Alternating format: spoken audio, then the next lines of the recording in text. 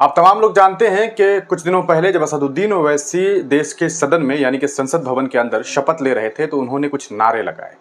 उसमें उन्होंने कहा कि जय मीम, जय भीम, जय तेलंगाना, जय फलस्तीन, तकबीर, अल्लाहू अकबर। इस नारे को लगाना था कि आपने देखा कि किस तरह से विवाद बढ़ गया। असदुद्दीन ओवैसी के घर पर जाकर के कुछ लोगों ने उनके घर पे स्याही फेंकने का काम किया। खबरें तो ये भी आई कि कुछ लोगों ने पत्थर फेंकने का भी काम किया। और उसके अलावा आपने देखा कि फिर अगले दिन हिंदुत्ववादी दल के कुछ नेता जो हैं वो पहुंच गए और वहां पर असदुद्दीन ओवैसी के खिलाफ नारेबाजी करने लगे।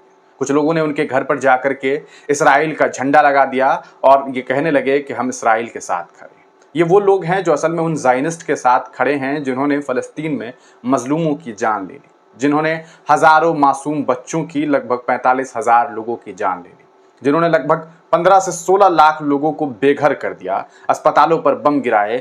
क्या क्या हालात हुए आपने वहाँ देखा। स्कूल हो, रिलीफ कैंप्स हो या फिर बेकरीज हो, हर जगह बम गिराए गए।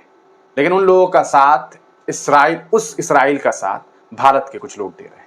इस पूरे मामले पर आपको बता दें कि बिहार के नेता, पूर्णिया के नवनिर्वाचित सांसद, लगभग 6 टर्म के सांसद पप्पू यादव से जब पत्रकारों ने पूछा कि असदुद्दीन ओवैसी के जय फलस्तीन के नारा लगाने पर आप क्या कुछ सोचते हैं, तो उन्होंने जो बात कही है वो आप तमाम लोगों को सुननी चाहिए। सुनिए कि उन्होंने क्या कुछ कहा। एक बात हमको बताइए, कोई आ रहा है कह रहा हर हर महादेव, कोई जय श्री राम, कोई अपने अपने जात का भगवान का नारा, कोई हिंदू राष्ट्र, जिसको जो अपना अधिकार है सेब, यदि वो फिलिस्तीन सेब की बात कर रहे हैं, वो भैया सबको अपना राइट है बात करने की।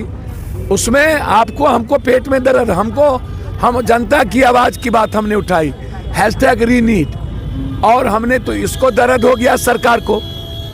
पप्पू यादव को आप 7वें बार संसदीय जीवन में ये सिखाएंगे।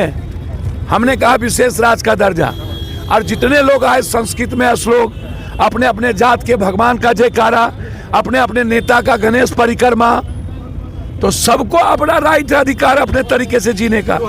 अरे AIMM ने जी लिया, बोल दिया, और लोग भी तो कोई हिंदू राष्ट्र, कोई कोनो मांग, सब कर ही सुना दोस्तों आपने। ये पप्पू यादव ने ये बात कही कि तमाम लोगों ने अपना अपना एक नारा लगाया। हर इंसान अलग अलग तरह का नारा लगा रहा था। कोई अपने नेता की बड़ाई कर रहा था, कोई अपने अपने चुने हुए भगवान, अपने अपने भगवान के नाम पे नारेबाजी कर रहे थे। तो तमाम लोग अपने अपने तरीके से नारा लगा रहे थे। उसमें असदुद्दीन ओवैसी ने भी जय फलस्तीन का नारा लगाया। उन्होंने फलस्तीन के समर्थन की बात की, क्योंकि फलस्तीन में यकीनन जुल्म व सितम हो रहा है।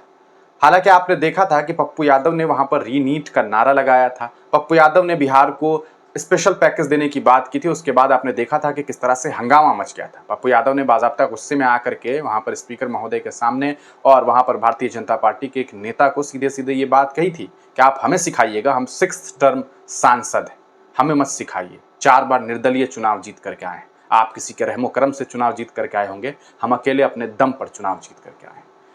पप्पू यादव ने जो बातें असदुद्दीन ओवैसी को लेकर के कही है, आप इसके बारे में क्या कुछ सोचते हैं, अपनी राय कमेंट सेक्शन में जरूर दीजिएगा। क्या आपको नहीं लगता है कि असदुद्दीन ओवैसी ने जो बातें कही वो किसी भी तरह से गलत नहीं थी? अपनी राय देना ना